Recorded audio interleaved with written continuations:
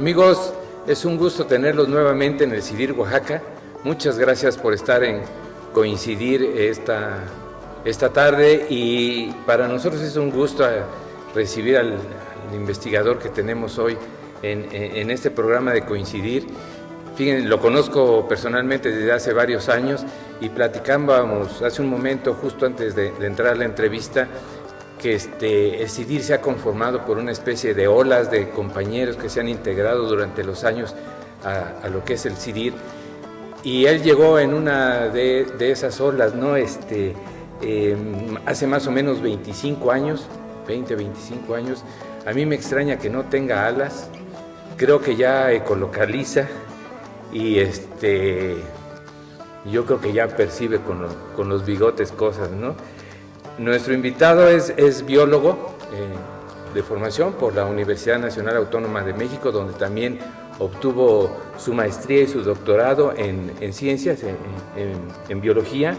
Es miembro del Sistema Nacional de Investigadores, jefe del Laboratorio de Vertebrados Terrestres aquí del CIDIR Oaxaca, responsable de la colección mastozoológica del CIDIR Oaxaca, miembro de la Asociación Mexicana de Mastozoología, de la cual también ha sido presidente, y para nosotros en Coincidir es un gusto recibir al doctor Miguel Ángel Virones Salas. Muchas gracias Manuel, por la presentación y la invitación. Miguel, tratamos en Coincidir de hablar de la parte de los científicos, no de la parte técnica, sino de la parte personal y humana, pero creo que la gente sí necesita entender un poquito más. Cuando quieran ver el currículum del doctor, entren a la página del CIDIR y ahí lo van a ver, pero para que tengan una idea, solo voy a agarrar uno de tus artículos que viene ahí, dos, pero el primero es composición y actividad de la comunidad de murciélagos antropodívoros en parques eólicos en el trópico mexicano. Solo para introducción, Miguel, explícanos en muy breves palabras a qué te dedicas. Pues me dedico desde hace, como bien dijiste, 25 años que llegué yo al CIDIR a hacer investigación científica, particularmente con un grupo que me gusta mucho, con los mamíferos, particularmente del estado de Oaxaca. Desde hace 25 años hago investigación científica sobre dos líneas particulares, la ecología y la conservación de los mamíferos de Oaxaca. Entonces, básicamente, esa es mi línea de investigación desde hace 25 años aproximadamente. Y muy rápidamente, ¿qué es el proyecto Sonots? Sonosot es un proyecto, yo me atrevería a decir, ejemplo a nivel nacional, porque es muy raro que de repente nos podamos conjuntar 2 o 3 investigadores. Aquí nos conjuntamos más de 100 investigadores a nivel nacional y pudimos hacer grabaciones de los murciélagos de todo el país, o de casi todo el país, ¿no? Entonces fue un megaproyecto que nos financió la Comisión Nacional para el Conocimiento de la Biodiversidad, la CONABIO, y donde estuvimos involucrados pues alrededor de 100 investigadores, más alumnos, más gente voluntaria, y tenemos grabaciones yo me atrevería a decir, cerca del 75% de los murciélagos que ecolocalizan, que producen sonidos con el cual se ubican en el ambiente. Ese es el proyecto Sonosot. Ya ven por qué ya ecolocaliza. Bueno, Miguel, vamos a regresar ahorita un poco más a tu trabajo como científico, pero platícanos cómo fue tu infancia, de dónde eres. ¿No eres de Oaxaca? Pues cuando yo llegué aquí, yo siempre presumía que era de la Ciudad de México. No me digas. Los últimos años, cuando platico en público, cuando platico con la gente, digo que soy oaxaqueño. Pero cuando me escucha mi hija, que una de mis hijas, que es oaxaqueña, me dice: papá, no mientas, tú eres chilango, y que ahora quieras Oaxaca es otra cosa. Pero como muchos de nosotros que venimos de otros lugares, de repente ya nos sentimos oaxaqueños porque nos sentimos cobijados y nos sentimos identificados por muchas cosas. Pero yo nací en la Ciudad de México hace muchos años más para decirles, para no decir mi edad, pero ya me vacunaron. Sí, fue la primera ronda de vacunación. Ya me vacunaron, entonces hace muchos años nací en la Ciudad de México, por ahí, muy cerca del bosque de Chapultepec, de la tercera sección del bosque de Chapultepec. Para los que no conocen la Ciudad de México, está en la salida hacia Toluca, en el poniente de la Ciudad de México, y era una zona de bosques, toda esa zona. Ahí nací, y nací en un sitio, ahí en Álvaro Obregón, en casa, porque mi mamá no quería visitar un hospital, entonces nací en mi casa, hace algunos años en la Ciudad de México. ¿Ahí pasaste toda tu infancia? Ahí yo creo que tuve, quizás hoy todavía de las gentes que puedo decir que disfrutó su infancia al 100%. Teníamos todo el bosque para jugar, todo el bosque para andar de vagos. Ahí aprendí pues muchas cosas. No teníamos recursos todavía en aquel entonces, o sea, era una casita muy abandonada, muy alejada. Teníamos que ir por agua lejos, o sea, no teníamos el agua en la casa, no teníamos drenaje, entonces teníamos que hacer uso de búsqueda de agua, de los desechos en otros lados. Entonces, yo creo que ahora las nuevas generaciones eso es muy difícil. Para los niños hoy estar en una letrina o acarrear agua, pues a lo mejor no les suena, pero para mí fue normal en mi infancia. Y entonces ahí, rodeado de bosque, iba a la escuela por las mañanas, llegaba a mi casa, cumplía con mis obligaciones. Mi mamá, mientras trabajaba, nos criaba mi abuelita, y entonces era una persona muy fuerte, muy dominante, que nos traía cortitos. Teníamos que cumplir con nuestras obligaciones. Entonces, para poder jugar, primero la tarea, niños, y después tú vas por el agua, tú haces esto y tú haces esto. Entonces, cumplíamos con nuestras tareas y teníamos toda la tarde para andar en toda la colonia. O sea, un área amplísima. No teníamos temores de vehículos, no teníamos temor de que nos fueran a secuestrar, que nos fueran a asaltar. O sea, fue una infancia riquísima.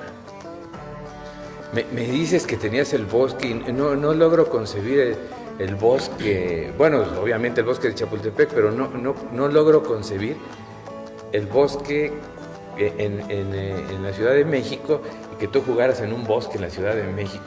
Todo lo que es el poniente, en la delegación Álvaro Obregón, es igual para los que no conocen la Ciudad de México. Álvaro Obregón es una zona de barrancas en donde estas se formaron principalmente por el escurrimiento de las montañas que están hacia el poniente, todo lo que es la parte alta de Toluca y demás, la parte de Lerma, Santiago y demás, que hoy abastece de agua a la Ciudad de México. Pues estas barrancas se forman, entonces había mucha humedad, había mucho bosque, había muchas áreas de pino, había también zonas de eucalipto, recuerdo muchos pequeños manchones de eucalipto, de pirú. Entonces ahí andábamos entre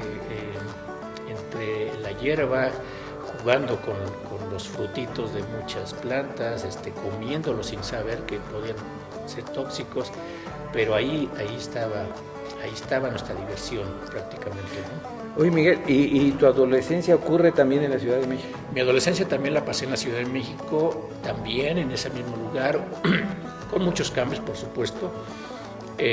Digamos que ya hay más urbanización, se empieza a construir desviaciones para entrar a la carretera que llevaría a Toluca. Se construye ya lo que es la tercera sección del bosque de Chapultepec, en mi adolescencia y juventud. Entonces, pues nos empieza a restringir nuestra área de actividad de juego, ¿no? Cuando empezaron a construir, yo recuerdo, tengo anécdotas de mi adolescencia y mi juventud, cuando estaban construyendo la tercera sección de Chapultepec, como es una zona de barrancas, pues habíamos caminos con mucha pendiente, y nosotros pues inventamos los carritos con llantitas de valeros, porque pues, los conseguíamos como podíamos, no teníamos dinero, todos éramos crecí en una zona pobre, marginada, no teníamos dinero, entonces conseguíamos los valeros para ponerle de llantitas a las tablas, y nos íbamos a la tercera sección Chapultepec a lanzarnos desde la parte más alta hasta abajo. Hubimos varios accidentados, por supuesto, pero era parte del juego, de la diversión, nada que no pasara de un vendaje, de una cicatrización, que por cierto mi hermano tiene una bastante grande, yo iba conduciendo, pero finalmente era parte de la diversión todo esto. ¿Cuántos hermanos eran, Miguel? Somos 3, yo soy el mayor y tengo 2, una hermana que me sigue y un hermano menor.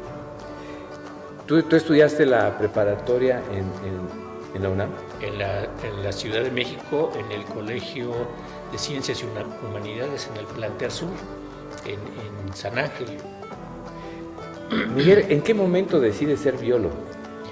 Híjole, yo creo, regresando a mi infancia, yo me acuerdo mucho de mi papá, nos llevaba mucho, a él le gusta mucho la jardinería. Entonces nos llevaba al bosque, al interior del bosque, a traer tierra para sus plantas. Y en ese momento yo creo que me empezó a llamar mucho la atención porque él me enseñaba muchas cositas, ¿no? Empezábamos a traer la tierra con hojarasca y me decía, este es el mejor abono, yo no sabía ni qué era abono. Y me enseñaba muchas cosas, a base de travesuras también aprendí, porque agarrábamos las lombrices de tierra y las poníamos al sol y se secaban las pobres lombrices, ¿no? Entonces aprendí que necesitaban de humedad. Las cochinillas, estos crustáceos terrestres pequeños, jugábamos con ellos, los hacíamos pelotita y jugábamos. En fin, yo creo que desde ahí me empezó a llamar mucho la atención la naturaleza. Por influencia principalmente de mi padre, creo yo, ¿no? Por todo lo que me empezó a enseñar en ese momento. ¿Cuándo decido estudiar biología? Pues cuando estoy en el bachillerato, la primera salida que yo hice fuera del plantel fue con mi maestro de biología. Y entonces nos llevó, además nos llevó a la guerra, nos llevó a Teocelo, Veracruz, a un bosque mesófilo de montaña. Y entonces nos pusimos buenas enlodadas, mojadas, pero yo creo que ahí aprendí que eso es lo que me gustaba. Andar en el monte, en el campo, ver animalitos, ver plantitas, y de ahí me surgió mucho el interés, empecé a platicar mucho con los maestros de biología del bachillerato, y antes de tomar la decisión, porque yo soy uno de los afortunados que solamente un examen en mi vida presenté para poder llegar a donde estoy, para ingresar a la UNAM, que fue en el bachillerato, y una vez dentro del bachillerato el pase era automático a la licenciatura, y de la licenciatura al posgrado pues fue también en automático, ¿no? Entonces básicamente en automático. Entonces en el bachillerato ahí, al momento de seleccionar la carrera, a elegir, no tenía yo la menor duda que quería estudiar biología. ¿Tú crees que este profesor fue determinante para que tú escogieras la carrera? No, yo creo que no, no puedo decir que él fue el que me haya motivado, pero sí fue, digamos, el primero que me llevó a un lugar para conocer, bajo esa línea, ¿no? Sí. O sea, yo vi lo que hacía un biólogo en ese momento. Obviamente trató de enseñarnos, nosotros como adolescentes pues íbamos no con la mentalidad de aprender, sino de divertirnos, pero finalmente me di cuenta que se podían hacer las dos cosas, aprender y divertirse mucho en el campo. Por supuesto que había otras gentes que no les agradó nada mojarse, que no les agradó nada llenarse de lodo, y por supuesto que dirigieron su vida hacia otras profesiones, ¿no? Miguel, si tú no hubieras sido biólogo, ¿qué hubieras sido? Híjole, pues tengo muchas frustraciones hoy en día. Por ejemplo, la música me encanta. Me hubiese gustado ser músico. Me hubiese gustado ser piloto. Me gustan mucho los helicópteros, aunque hoy en día le tengo un miedo a la altura, pero me hubiese gustado ser piloto. Por supuesto, como muchos mexicanos, me hubiera gustado ser futbolista. Soy fanático del fútbol, entonces me hubiera gustado. Juego fútbol desde que me acuerdo, yo creo que desde que empecé a caminar ya jugaba fútbol, ¿no? Entonces, es parte del equipo del CIDIR, ¿eh? Entonces, pues hay varias cosas que se quedaron frustradas. De hecho, estudiar biología era mucha inclinación también por el mar, ¿no? Yo quería dedicar un poco más a las cuestiones marinas, me gusta mucho el buceo, entonces son muchas cosas que ya no pude hacer y que de repente, pues acá ya ahorita con tanto trabajo que hay, pues de repente por ahí la guitarra se asoma un ratito, de repente cuando voy a la playa pues me pongo mi snorkel y mi visor, todos los fines de semana, salvo este periodo de pandemia, pues juego fútbol, entonces digamos que estoy semifrustrado en cosas que hubiese querido hacer, pero que hago de alguna manera, ¿no? Oye, ¿trabajaste en alguna otra cosa? Sí, por supuesto. No me lo creen muchas gentes. Inclusive mis hijas se ríen de mí cuando les digo que trabajé desde ayudante del albañil. O sea, hoy en día no puedo ya ni mover una pala porque ya no tengo la fuerza. Pero andaba yo ahí. La asiática. Sí, todo eso. Pero anduve paleando, haciendo mezcla, cemento. Ese fue mi primer trabajo. Yo tendría, no sé, 14, 15 años, quizá menos. Fui vendedor de libros, vendía libros, le ayudaba a un amigo, después empecé a vender mis libros. ¿Qué más? Fui conductor de microbús en la Ciudad de México. No me digas. Ahí estuve como unos meses. Decidí no seguir porque la combi que yo traía le pisaba los frenos hasta el fondo y nomás no agarraban. Entonces me di cuenta de todos los peligros que a veces pasaban los usuarios del servicio del transporte público. Hice muchas cosas más, trabajé en una compañía de seguros. ¿Vendiste seguros? No, pero estuve en una compañía de seguros. Entonces me di cuenta de muchas cosas ahí interesantes con las aseguradoras. ¿Qué más hice? He hecho muchas cosas. ¿Estabas en una oficina, en una compañía de seguros? Oficina, sí. ¿Ibas de traje? Iba de traje. No me digas. Iba de traje y yo tenía, eso fue cuando estaba yo empezando la licenciatura, iba yo de traje. Yo pensé que toda la gente que trabajaba en los bancos y en los seguros ganaba mucho dinero porque yo los veía con traje a todos. Pues para comprarse un traje pues es porque tienes dinero. Esa era mi idea en aquel entonces. Cuando yo entré, pues no, me pagaban muy poquito y tenía que ir de traje. Entonces todo lo que me pagaban lo tenía que invertir en uno o en dos trajes, ¿no? En varias corbatas, y yo de por sí no me gusta mucho ese tipo de vestuario, sin embargo pues tenía que usarlo. Entonces sí fue muy interesante todo eso. Antes también, esto lo comento y nadie me lo cree, trabajé como policía, fui en Chapultepec, del servicio de vigilancia en Chapultepec. Ahí también la gente, ahí trabajaba mi papá, me ayudó él a que yo ingresara a trabajar ahí. Y entonces platicando con mis jefes, con los comandantes, les decía, pues es que yo estoy estudiando biología, me gustan los animales, y ellos haciéndome un favor me mandaban al zoológico de Chapultepec. Entonces en el zoológico de Chapultepec, genial. Y como yo trabajaba y estudiaba, entonces cuando me tocaba en la noche era muy bonito porque yo trabajaba de las 3 a las 10 de la noche y me mandaban al zoológico de Chapultepec, y para mí era pues, muy rico porque iba a ver pues los movimientos de los animales, los sonidos de los animales, entonces era muy agradable. Para mí ese trabajo fue bonito cuando no me tocaba tanta gente. Los domingos los odiaba porque los domingos en la Ciudad de México, otra fauna. Todo el mundo va a Chapultepec. Yo decía, ¿por qué no se van a otro lado? Habían tantos lugares para visitar. Chapultepec era de lo más visitado, es de lo más visitado, sí. Uno de los parques urbanos en el mundo más visitado.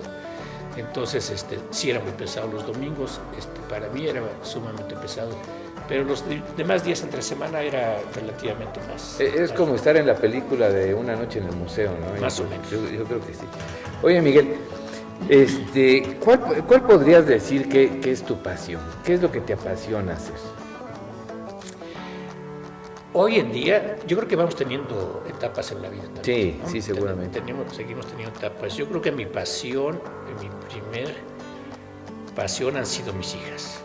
Okay. O sea, disfrutarlas, pelearme con ellas, saber lo que hacen, que se burlen de mí, que me cuestionen, que me critiquen, que me tengan que comer su comida La que dejaron. Bueno, eso desde bebés, ¿no? O sea, está la anécdota esta de que las mamás se comen las sobras de los hijos, no es cierto. No. Después de las mamás sigue el perro y después sigue el papá. Entonces, nos comemos la sobra, pero yo creo que esa es mi pasión, estar con ellas, divertirme, oírlas, ver sus enojos, o sea, yo creo que es eso. Y después de eso, pues mi trabajo. ¿Y los novios? Las novias. Los novios de ellas. No, fíjate que no han sido tan novieros. Y también son etapas. Al principio yo era muy celoso. Hoy en día, y dada la situación que vivimos, yo digo, ojalá tengan novio, ojalá estén acompañadas, porque la seguridad que tenemos es bastante mala, ¿no? Entonces yo prefiero verlas acompañadas que verlas solas caminando en la calle. Entonces, para mí, yo creo que ahorita en esta etapa de mi vida, eso es muy bueno, ¿no? No hablamos mucho de eso. Son muy discretos. Fin del tema. Son muy discretos en ese tema. Oye, Miguel, ¿qué te sorprende en la vida? Ay, me sorprenden tantas cosas. Por ejemplo, ahorita las elecciones me sorprende gente que se envicia con ese tipo de, yo le llamaría negocios. Me sorprende que gente que no tiene capacidad para hacer ciertas tareas las sigue intentando hacer o diciendo que las hace, y no solamente en cuestiones políticas, en todos los medios. Me sorprende que haya gente tratando de hacer investigación cuando no puede o cuando no tiene la vocación, pero así en todos, ¿no? En todo.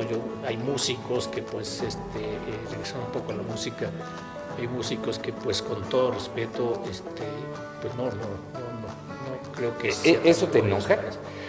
Yo creo que no me enoja, más bien eso nos sirve para tener una pauta de comparación y para poder opinar, ¿no? O sea, uno debe opinar teniendo todo el bagaje de condiciones. Si conoces un buen músico versus un mal músico, bueno, pues ya tienes un patrón de comparación. Ajá, okay. No podrías quedarte con una de las orillas, y así en todos los sentidos. Oye, ¿a quién te hubiera gustado conocer? A muchas gentes. Yo soñando muchas veces como niño, no como persona, pero me hubiese mucho haber conocido eras geológicas pasadas, vivir en alguna era geológica pasada y conocer alguna de las especies que hoy ya no vivimos. Entonces, eso me hubiera gustado mucho viajar con Darwin. Conocer, oír cómo era un naturalista de esa época, me hubiera encantado muchísimo, ¿no? Y hoy en día hay muchos investigadores que yo admiro y respeto mucho. Hace algunos años conocí al doctor Fleming, que se dedica a trabajar mucho con murciélagos, y la verdad es que es fabuloso conocer a la gente, ¿no? Oír sus historias, pues es impresionante, y de esa manera conoce y aprende uno mucho. Entonces, yo creo que muchas gentes en la música, híjole, pues, no sé, a lo mejor Agustín Lara me hubiera gustado conocerlo, y conocer su mentalidad para escribir, ¿no? Oír de dónde nacían esas canciones. A otra persona que me hubiera gustado también, hablando de la música popular mexicana, se me fue su nombre. Cántalo, si no te acuerdas. De Caminos de Guanajuato. José Alfredo. José Alfredo Jiménez. Porque lo que yo he leído de José Alfredo es que era una persona que le dolía tanto su vida que de repente en las cantinas se ponía a escribir las canciones. Me imagino a José Alfredo bebiendo tequila, pensando en voz alta y escribiendo las canciones, ¿no? Eso no me lo crean mucho, por simples anécdotas que he oído. Otro artista que yo admiro mucho, que me hubiese gustado conocer también, es a Pedro Infante. Me hubiera encantado conocerlo también. Mi familia, mi padre, mis tíos, que tuvieron mucho acercamiento a él, me hablan tantas cosas del legado de él, que me hubiera encantado sentar a platicar un ratito con él. No, es que si ustedes hubieran, yo he tenido la suerte de estar con el doctor Briones en trabajos de campo o en reuniones aquí en el CIDIR, y en verdad que apenas te estoy conociendo después de 25 años. Esa parte no la sabíamos. Será porque de repente estamos tan metidos en nuestra vida laboral, nuestra vida académica, que de repente la parte humana la vamos abandonando, y yo creo que de repente es bien cierto que hay que conocer al humano, ¿no? Antes que al trabajador, y de repente uno puede decir, es que este cuate anda siempre de mal carácter o siempre anda sonriendo, y a veces uno no sabe lo que trae dentro. ¿Hay algo que te ponga triste, Miguel? Pues sí, la salud de la gente. Sí, creo que no me gusta ver a la gente sufrir cuando está enferma. Si algo quisiera yo es morir quizá ya, o sea, teniendo esta salud mental, esta salud física, creo que tengo una buena salud física y mental. Entonces creo que eso me pone triste, ¿no? Que de repente a la gente adulta y enferma pues la menospreciamos, no la tratamos como tal. Me ha tocado ver cómo tratan a muchos, ver mal cómo se tratan a los ancianos, enfermos, inclusive con familia, ¿no? Muchas veces vamos abandonando a nuestros padres. Entonces eso sí me da mucha tristeza. ¿Cuál consideras en tu vida la peor metida de pata que hayas hecho?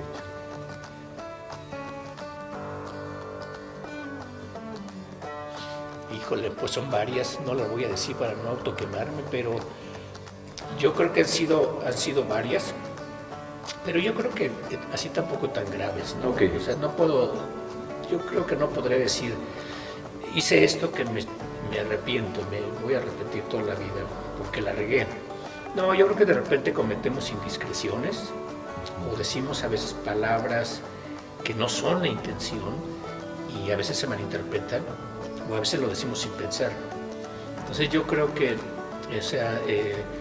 es muy cierto que antes de hablar hay que pensar las cosas, pero de repente está uno en la dinámica de cosas. Seguramente en esta plática a lo mejor voy a decir algo que no quería decir o que no lo estoy diciendo con esa intención. Entonces yo creo que a veces sí he cometido esos pecadillos, ¿no? De decir cosas que no son mi intención, pero que la riego. A veces se me sale decir cosas que no debía haber dicho. A veces hay que ser discretos en ciertas cosas, pero de repente no podemos estar toda la vida cuidándonos también, entonces se nos escapa, ¿no? Yo creo que esos han sido errores comunes que todos tenemos, pero algo grande que yo puedo decir me arrepiento, pues no, creo que no. ¿Alguna vez fue problema para ti no haber sido guapo?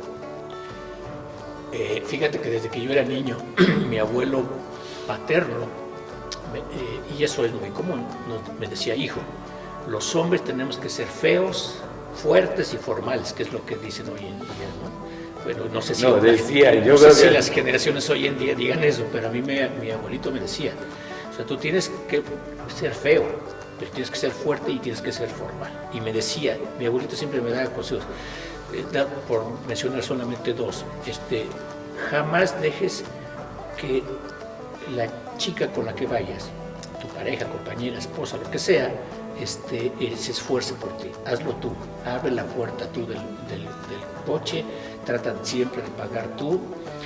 Esa fue una cosa. Otra cosa que me acuerdo, me decía, siempre que camines con una dama en la calle, tú tienes que caminar en la parte externa, o sea, hacia la o sea, todo el manual de Carreño. Y la dama tiene que ir en medio, protegido de la pared y por ti. Y así muchas cosas. Entonces,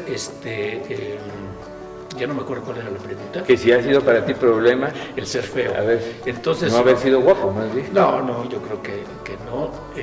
También ya ves que hay el dicho de que los feos somos más suertudos que los guapos. Entonces, yo creo que eso no. Y además yo siempre he pensado que eso hagan lo meme, que la belleza no solamente es la que vemos, ¿no? Sí es la que al principio nos atrae, nos llama la atención, de la que generalmente todo el mundo vemos primero que nada, ¿no? Pero hay otro tipo de guapuras o de bellezas en la gente. quisiera que platicáramos un poquito de algunos aspectos de ciencia, no propiamente de las actividades cotidianas, sino de qué opinamos. ¿Qué imagen crees que la sociedad tiene en este momento, en estos tiempos, de la ciencia y de los científicos? Híjole, pues yo creo que la gente, si tú le preguntas a la mayoría de la gente, y con todo respeto y de acuerdo a lo que yo veo, no quiere decir que sea la verdad, pero si tú le preguntas a la gente qué cosa es un científico, qué hace un científico y qué cosa hace el galán de la telenovela de las 7 de la noche, te va a decir lo que hace el galán de la telenovela de las 7 de la noche. ¿Por qué? Porque estamos más preocupados en difundir lo que más se vende, y está bien, es parte del negocio, del trabajo de estas personas, y a los científicos pues hay poca difusión de lo que en realidad hacemos, ¿no? Entonces yo creo que ahí en parte también nosotros tenemos la culpa, porque los artistas de telenovelas, voy a poner nada más ese ejemplo, aunque podría poner más, pues se saben vender, se saben cotizar, saben hacer su trabajo, y parte de su trabajo es ese precisamente, ¿no? La presencia ante el público. Lo de nosotros no, lo de nosotros es, en el caso particular de la ciencia, de las ciencias biológicas, es mucho trabajar en el campo, es mucho trabajar en un laboratorio, es mucho trabajar con colegas. Entonces, no es nuestro trabajo dar la cara ante el público, y tampoco por los medios de comunicación, los medios de difusión les interesa tanto conocer la vida de un científico, pero sí la vida de un artista que además te va a llevar a otra dinámica de acontecimientos que nos gusta mucho, ¿no? Porque los mexicanos somos hasta cierto punto muy curiosos, iba a decir muy morbosos, pero somos muy curiosos en ese sentido. A mí me divierte más, me entretiene más conocer la vida del actor fulanito de tal que del científico que está generando la vacuna para el COVID. A mí qué me importa esa persona. Sí, veía en las redes sociales que la serie Cosmos tiene 2 temporadas. Los reality show de una familia de Estados Unidos creo que tiene 40 temporadas, entonces ahí está la proporción en la que nos ve. Así es. Miguel, ¿tú crees que la ciencia debe ser disruptiva? ¿A qué te refieres con disruptivo? Romper los esquemas establecidos, por decirlo de una manera así. Porque somos muy metódicos en la ciencia. Alguien me decía, es que la ciencia ha seguido sus caminos, ha seguido sus procedimientos, sus metodologías, pero seguimos como haciendo lo mismo desde hace mucho tiempo. En este momento se habla mucho de disrupción. A mí me sorprendió mucho saber que de los primeros trabajos de Watson, este científico que descubrió el ADN, eran sobre cuestiones de espiritualidad y no de bioquímico, esas cosas. ¿Tú qué opinas de eso? Mira, yo creo que la ciencia sigue el método científico experimental. Desde los primeros libros que yo leí de biología, cuando empecé a estudiar biología, o sea, a los de hoy en día, siguen hablando del método científico experimental de la misma manera. Ok. Sí, por supuesto, o sea, una cosa es la experimentación, otra cosa es el análisis de los resultados, hasta llegar a generar leyes, ¿no? Eso se sigue haciendo hoy en día.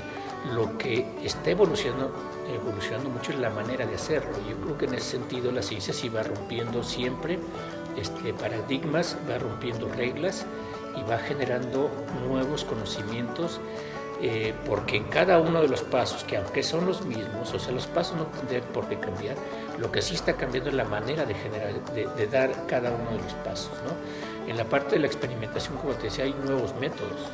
Nosotros mismos en el área de mastozoología, antes íbamos al campo, empezamos buscando huellas y heces fecales de los mamíferos. Hoy tenemos material muy sofisticado, que son las cámaras trampa, por ejemplo, ¿no? Entonces está cambiando, y eso ¿qué nos da? Nos da la posibilidad de tener información de mayor calidad y en mayor cantidad. a diferencia de lo que hacíamos hace 20, 30 años, ¿no?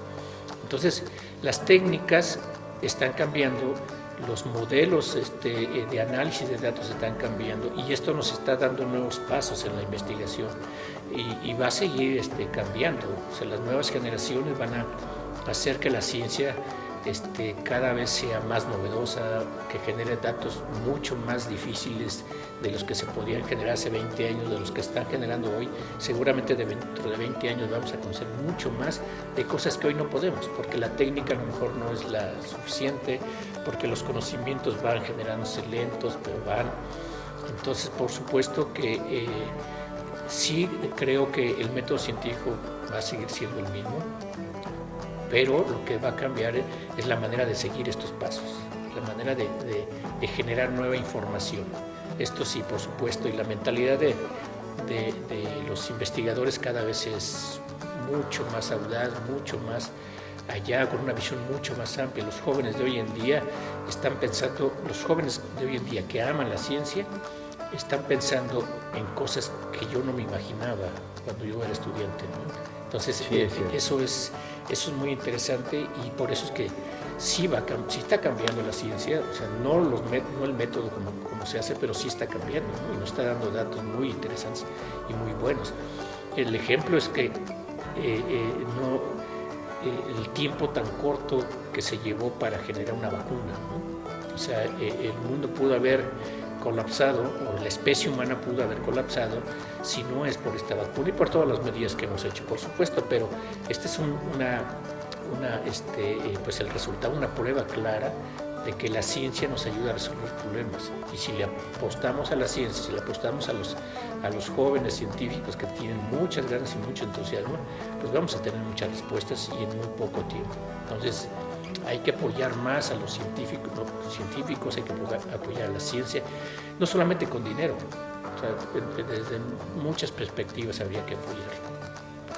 Miguel, ¿cuál ha sido tu mayor satisfacción como gente de ciencia? Mira, voy a decirlo en el sentido meramente laboral y académico. Los reconocimientos que yo he tenido para mí han sido muy valorados por mí. O sea, me siento muy orgulloso. Tengo 2, 3 reconocimientos quizá que a diferencia de otros procesos, pues nadie me propuso, nadie me no hiciste pasarela. O sea, no. Se salieron de un grupo de gente que ha visto mi trabajo y eso a mí me da una gran satisfacción, ¿no? ¿Cuáles son? Pues aquí tuve un reconocimiento por el Patrimonio Cultural de Oaxaca, un premio al mérito ecológico del gobierno federal y un premio que me da la Asociación Mexicana de Mastozoología, ¿no? Son 3 reconocimientos que, si bien a lo mejor no tienen mucho peso, para mí sí lo tienen, ¿no? Porque es gente que yo no se lo pedí, ni nadie me propuso, que salió del conjunto de gentes que han visto mi trabajo. El otro reconocimiento que valoro mucho es principalmente lo de mi familia, mis hijas, cuando me dicen, órale, qué chido papá, qué bueno que ya salió tu artículo, aunque no lo leen y a veces no saben ni para qué sirve, pero el que me feliciten, o sea, eso es buenísimo, ¿no? Y por supuesto que los demás miembros de mi familia y pues mis amigos, porque siempre hay amigos que dicen, órale, qué bien, qué bueno que salió otro artículo tuyo, qué bueno que estás en el SNI, qué bueno que, o sea, ese tipo de cosas son muy ricas porque te ayudan a seguir trabajando. Que quisiera un reconocimiento de la gente, de la sociedad, pero no un documento, no un papel, no una medalla, no un premio. O sea, me gustaría que lo que hacemos, que lo que yo hago pudiera llegar a la gente, que lo pudiera leer y usarlo, ¿no? Conocer a los murciélagos, conocer a los jaguares, conocer a los venados, que sepa la importancia que tienen los animales en el ecosistema, que no le ande tirando a los pájaros con las resorteras, que no anden correteando a los conejos. Cuando la gente lea o sepa de lo que hacemos o de lo que hago particularmente, se me va a dar mucho gusto. Por lo pronto hay que buscar otros caminos para que esta información llegue a la gente, ¿no?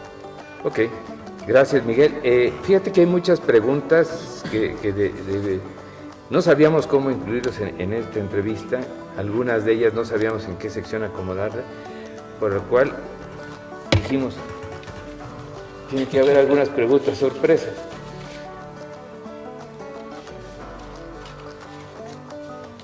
Listo.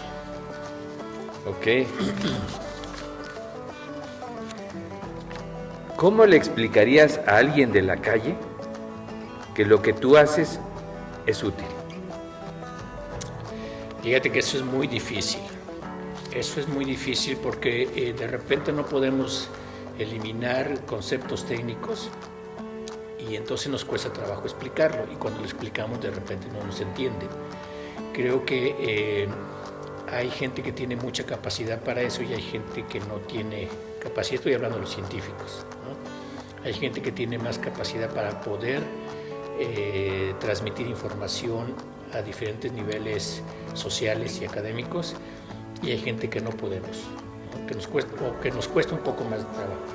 Yo trato de ser lo más claro posible y contarlo como un cuento. De hecho, cuando me he tocado dar pláticas a niños, les digo, a ver, les voy a contar un cuento, no les voy a hablar de la interacción ecológica del murciélago y del agave, les voy a contar un cuento de amor entre dos, una plantita y un animalito.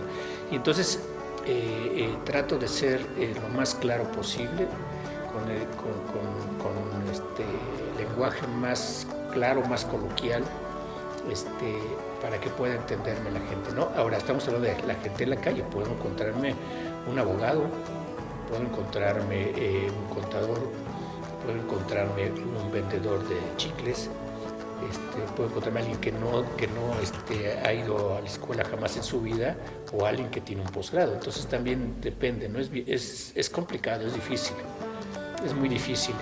Fíjate que yo cada semestre, salvo este año que acabamos de brincar, me han invitado a participar en un diplomado que se llama Reserva. Y en este es un diplomado internacional para gente que está relacionada con las áreas ambientales. Pero en él no van biólogos, o no van solamente biólogos, van abogados, van conductores de la camioneta del Parque Nacional, no sé qué, va veterinarios, van guardaparques que muchas veces no tienen ni la primaria terminada. Entonces dar un curso, la parte que a mí me toca de biología de la conservación, dar un curso de la conservación biológica a diferentes niveles es bien complicado. Es bien complicado, entonces de repente tratas de usar un lenguaje intermedio, digamos, tratando de usar los menos términos posibles, pero de repente el biólogo que tiene un posgrado te pregunta, oye, es que eso está muy básico, ¿no? Y de repente el señor que no tiene la primaria terminada me dice, ¿qué cosa es un ecosistema?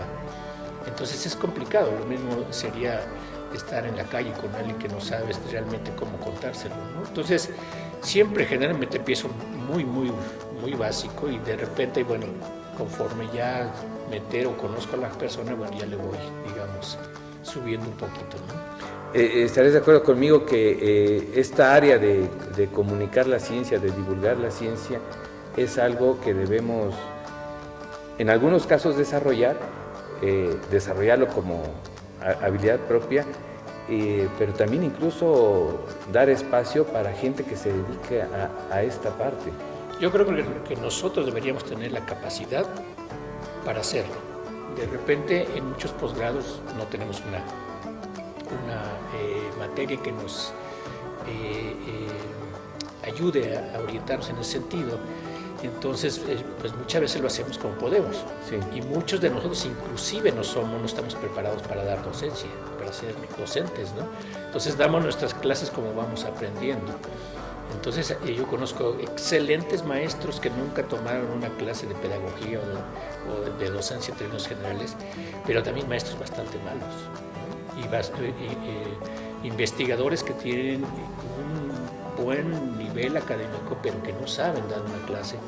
Entonces yo creo que sí deberíamos estar preparados para ello.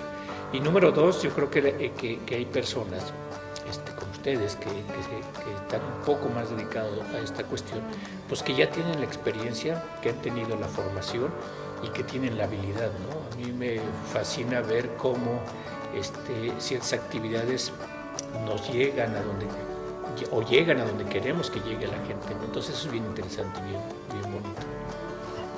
Gracias, Miguel. Vamos a pasar a un rally. Te voy a pedir respuestas muy rápidas. Lo primero que se te venga a la cabeza, ¿sí? Es lo que te salga, lo que te brote. Perfecto.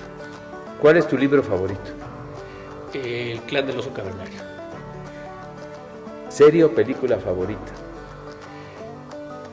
Hay varias, pero me gusta Danza con Lobos. ¿Deporte? El fútbol. ¿América o Pumas? Pumas por mi casa, donde me formé. Chivas por profesión, porque me gusta. ¿Y América? No. Ok. ¿Qué no has hecho en la vida? Cantar públicamente. ¿Tu comida preferida? Hijo, hoy en día muchas, el pollo, el mole oaxaqueño. ¿Tu hobby? Ver películas. ¿Mascotas? Los perros, los peces, y bueno, yo creo que esos. ¿Mientes? Sí, yo creo que todos mentimos en alguna ocasión. ¿Crees que sea parte de evolución? Es parte del proceso social y yo creo que también el proceso evolutivo que ha tenido el hombre. ¿Qué pregunta crees que me faltó hacerte? Yo creo que muchas, pero quizás sí esté bien, que no me preguntes otras cosas. Eso lo vamos a hacer después. ¿Cuáles crees que deberían ser tus últimas palabras, tu epitafio? Pues yo creo que, yo creo que como toda la gente le dedicamos las palabras a la gente que queremos. Entonces yo creo que va a ir por ahí. Si tengo tiempo, yo creo que va a ir por ahí. Bueno, tiempo van a tener los que te lo pongan, creo. ¿Algo que quieras agregar en esta entrevista que estamos prácticamente por terminar? Pues agradecerles a ustedes por la invitación, por tratar de conocer de una manera más humana a la gente. Creo que eso es muy valioso. Insisto, de repente uno no entiende por qué es tan buen investigador o por qué es un investigador que no ha crecido o por qué es un investigador malo, ¿no? Muchas veces, y no es que sea malo, de repente no podemos desarrollar todo lo que quisiéramos hacer, pero no porque no queramos o no tengamos la capacidad, sino muchas veces porque no podemos, ¿no? Habrá gente, por ejemplo, yo veo a muchas investigadoras mujeres y hoy, particularmente en este tiempo que estamos viviendo, que tienen que estar cocinando, lavando, planchando, atendiendo a los hijos, y entonces aquí las generas investigación de altura, de nivel, ¿no? Es muy difícil para los otros hombres también, o sea, también nosotros tenemos que hacer muchas cosas en casa. De repente no conocemos a la persona, no sabemos qué tan sensible es, entonces muchas veces estamos sonriendo, pero por dentro nos estamos padeciendo de muchos problemas emocionales, y más hoy en estos días, insisto, con tanta inseguridad, con tantos problemas sociales, económicos, políticos, creo que es muy difícil hacer ciencia, y si no conocemos al ser humano, pues no podríamos entender lo que en realidad hacen, ¿no? Muchas veces podemos estar muy felices, de hecho me pasa, cuando yo estoy tranquilo, cuando yo estoy contento, cuando yo estoy feliz, es cuando puedo escribir un artículo científico, sentarme y analizar datos y escribir, ¿no? Cuando estoy con presiones, con temor, con angustias, con nostalgia, pues mi cabeza no da para más, ¿no? Entonces de repente algunas personas como humanos tenemos esa capacidad de ser más tranquilos, de poder salvar los obstáculos, pero otras no. Entonces también esto se puede ver reflejado en la productividad científica de la gente. Miguel, ¿por qué aceptaste esta entrevista? Primero porque ustedes son mis amigos y porque creo que es importante que conozcamos esa parte humana, esa parte de detrás del artículo científico, de detrás de la conferencia en un congreso, en un foro académico. Creo que es importante saber qué hace la gente que se dedica a hacer ciencia, qué hace como ser humano. Nosotros igual comemos, vamos al baño, nos divertimos, vemos la televisión, leemos libros, o sea, hacemos lo mismo que hace toda la gente, ¿no? Entonces de repente, pues eso no lo conocemos, y eso me parece que es muy valioso. Alguien que quisiera localizarte, ¿dónde debe de buscarte? Pues hoy en día es bien fácil, ahora te metes a cualquier buscador, al famoso, el conocido Google, y le das Miguel Ángel Briones o Miguel Briones Salas y te aparecen ahí una serie de cosas donde pueden encontrarme. Entonces tengo una página de Facebook, tengo mi cuenta académica, mi ResearchGate y una serie de páginas donde hay información. Se pueden meter a la página del CIDIR y ahí está información curricular. Mi correo del Politécnico es mbriones@ipn.mx. Entonces hay muchos lugares hoy en día, ¿no?, donde se puede encontrar un poco mi vida académica. Y de todos modos van a aparecer al final en las cortinillas de estas entrevistas de Coincidir. Miguel, ha sido un placer platicar contigo. He conocido cosas tuyas que en estos 25 años que llevamos de amigos no sabía, no te imaginaba cantando o siendo chofer de microbús, y menos en una oficina de traje. Así que ha sido un gusto esta plática. Muchísimas gracias, te lo agradecemos mucho. Al contrario, gracias por la invitación y fue muy rico acordarme de muchas cosas.